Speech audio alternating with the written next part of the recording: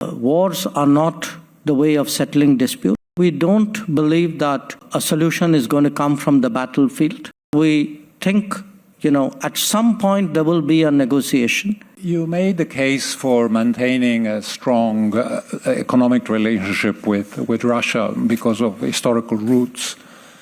As India emerges as a global economic and political power, with that will come also increased responsibilities on the global stage, obviously.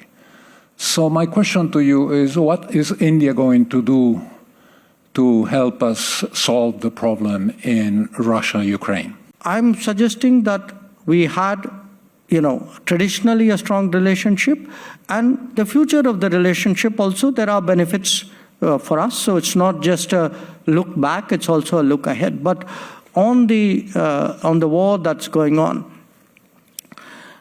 we believe that wars are not the way of settling disputes.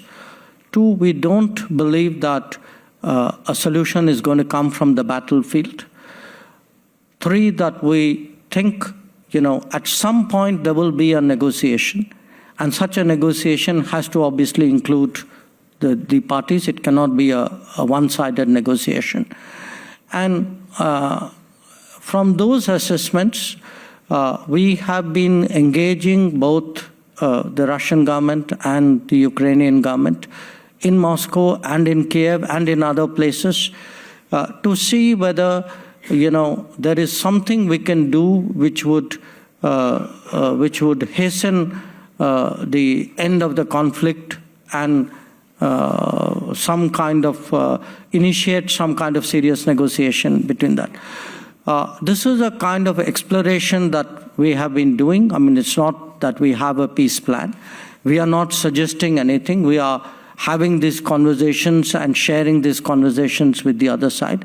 My sense is both sides appreciate it. So if we look at the last few months, Prime Minister Modi met President Zelensky in June. He met President Putin in July. He met President Zelensky again in August. This month we've had contacts. Our NSA had met President Putin. And yesterday, Prime Minister Modi met Zelensky again. So we think if these conversations are helpful and there's something we can do, and there are not that many countries and that many leaders today who have the ability or the willingness to engage both Moscow and Kiev at the same time, I think we could make a contribution.